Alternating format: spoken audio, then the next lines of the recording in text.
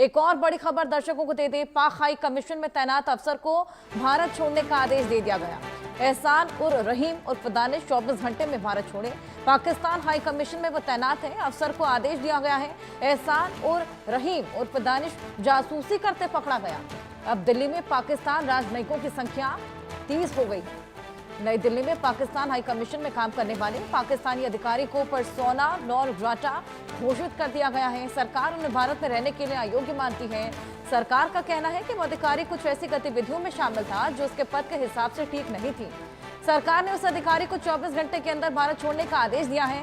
सरकार ने साफ कहा कि उन्हें ये हरकतें बर्दाश्त नहीं है। जासूसी करते ये पकड़ा गया था। एहसान उर्फ दानिश।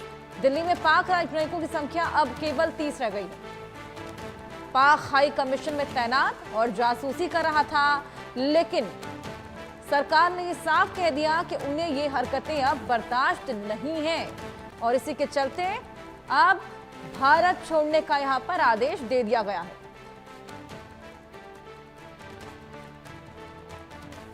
जावेद, जासूसी करता हुआ ये दानिश पकड़ा गया था, जिसके बाद अब जिस तरीके से सख्त रुख सरकार लगातार अपना रही है उसी के तहत ये एक्शन लिया गया, जहां पर यह भी कहा गया है कि ये हरकतें अब बर्दाश्त नहीं की जाएंगी। और देखिए हर्षा, बिल्कुल जिस तरीके से लड़ाई सिर्फ बॉर्डर पे नहीं होती किसी मुल्क से, बल्कि हर तरीके से किसी भी देश को अलर्ट रहना पड़ता है, चाहे वो उसके अंदर उस देश के हाई कमीशन की बात करें या फिर उसके खुफिया एजेंसियों की बात करें या फिर जिस तरह से पाकिस्तान से जुड़ा है तो आतंकवाद को भी लेकर बात करें। तो उसी तरीके से जो पाकिस्तान हाई कमीशन के जो अधिकारी हैं उनको आदेश दिया गया है कि वो जल्द से जल्द जो है वो भारत छोड़ दें, क्योंकि जिस तरीके से लगातार अब जो देश की राजधानी दिल्ली में जो तमाम देशों के हाई कमीशन है, तो पाकिस्तान का भी वहां पे हाई कमीशन है, लेकिन अब जिस तरीके से हालात है भारत और पाकिस्तान के बीच और जिस तरीके से लगातार किसी संदिग्ध की बात करें, पकड़ा जाना या फिर इस तरह से बॉर्डर क्रॉस करके आतंकियों का भारत में घुसपैठ करने की कोशिश हो, अब इस तरीके से जिस तरीके से भारत सरकार ने जो है पाकिस्तान हाई कमीशन के जो कुछ अफसर्स हैं उनको उन्होंने हिदायत दे दी है, साफ आदेश दे दिया है कि वो भारत छोड़ दे। तो कहीं ना कहीं हर तरीके से जो भारत की एजेंसी है,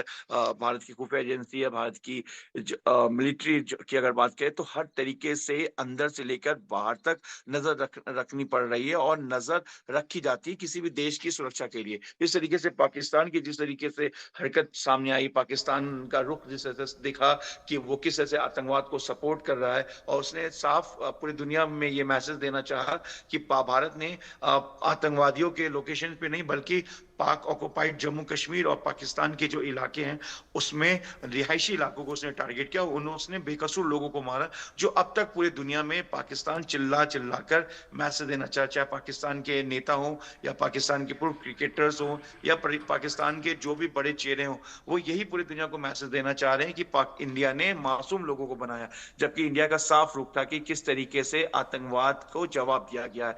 तो उसी तरीके से हाई कमीशन में जो तैनात कुछ अधिकारी हैं उनको साफ 24 घंटे का अल्टीमेटम दे दिया गया भारत की तरफ से कि वो जल्द से जल्द भारत को छोड़ें। और अब जो हाई कमीशन रह गया है पाकिस्तान की दिल्ली में, वो महज अब 30 हाई कमीशन के लोग रह गए हैं, लेकिन एहसान उर रहीम जो है और दानिश, इनको जल्द से जल्द 24 घंटे का अल्टीमेटम दिया गया, क्योंकि आरोप ये है कि कहीं ना कहीं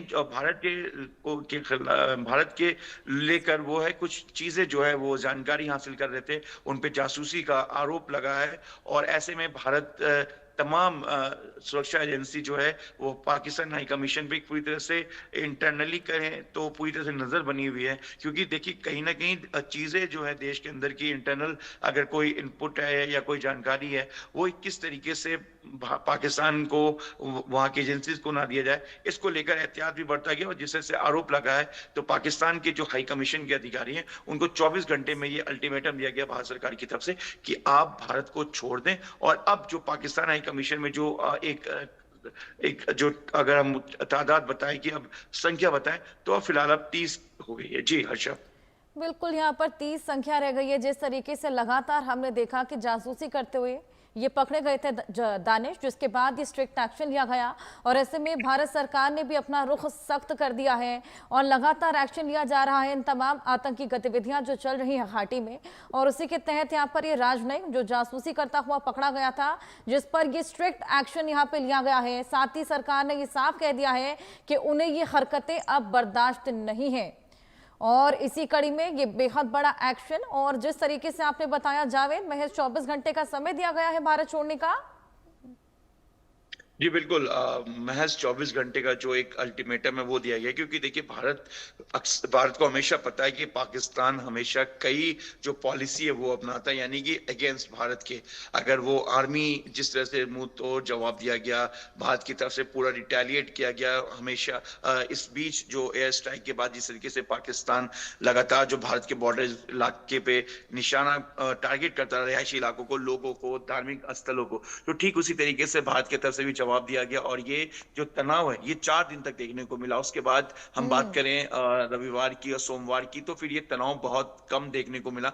मतलब किसी तरीके का कोई भी सीज फायर वॉलेशन नहीं हुआ। अब पाकिस्तान हाई कमीशन बिल्कुल के जो फिलहाल अधिकारी हैं शांति वो है, लेकिन जावेद, पाकिस्तान के रुख पर भरोसा नहीं किया जा